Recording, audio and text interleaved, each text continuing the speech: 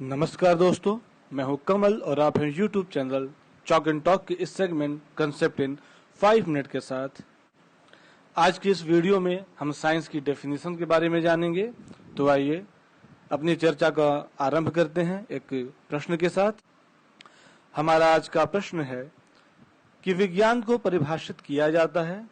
Option A है अनुभव आधारित ज्ञान के रूप में, ऑप्शन बी है संकल्पना आधारित ज्ञान के रूप में, या ऑप्शन सी है सुव्यवस्थित ज्ञान के रूप में, या ऑप्शन डी है प्रयोगों और प्रेक्षणों पर आधारित ज्ञान के रूप में।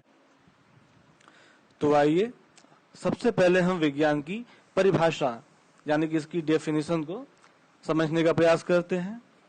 तो विज्ञान को परिभाषित किया जाता है कि प्रयोगों एवं प्रेक्षणों पर आधारित ज्ञान को विज्ञान कहते हैं, यानी कि science is the knowledge based on experiments and observations.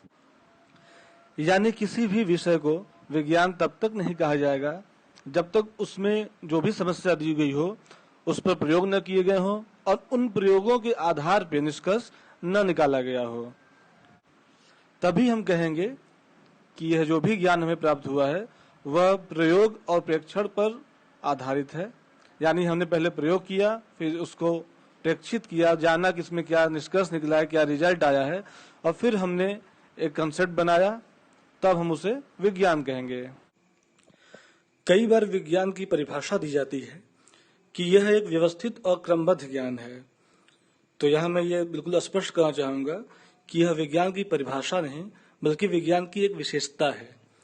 जैसे कि सार्वभौमिकता और अपवादों का विश्लेषण भी विज्ञान की एक विशेषता है, वैसे ही व्यवस्थित और क्रमबद्ध ज्ञान के रूप में होना भी विज्ञान की एक विशेषता है, न कि इसकी परिभाषा।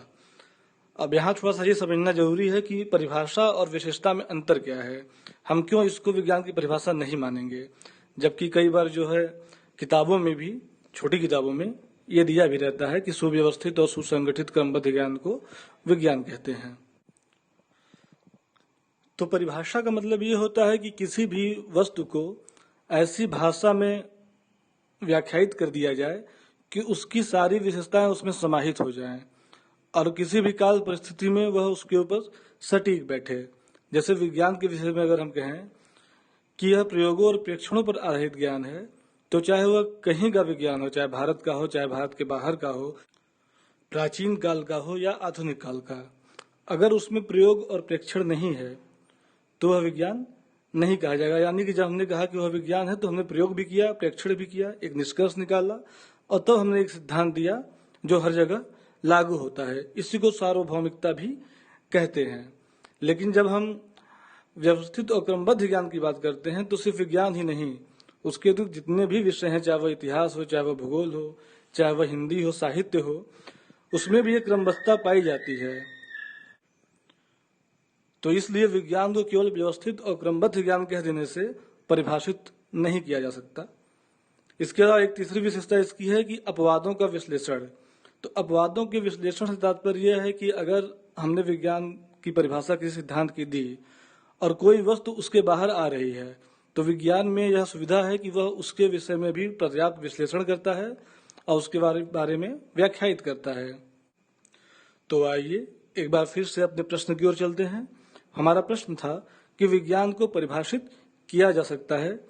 तो आपने जैसा समझा भी होगा कि इसके जो ए, बी और सी ऑप्शन है वह इसकी विशेषताएं तो बताते हैं लेकिन परिभाषित नहीं करते हैं। तो हमारा उत्तर डी हो जाएगा कि प्रयोगों और प्रेक्षणों पर आधारित ज्ञान को विज्ञान कहते हैं, या प्रयोगों और प्रेक्षणों पर आधारित ज्ञान के रूप में विज्ञान को परिभाषित किया जाता है। आज के वीडियो में इतना ही। अगले दिन फिर किसी नए टॉपिक के साथ मुलाकात होगी, एक नए प्रश्न पर चर्चा होगी। तब तक के लिए मुझे इजाजत दीजिए। धन्यवाद।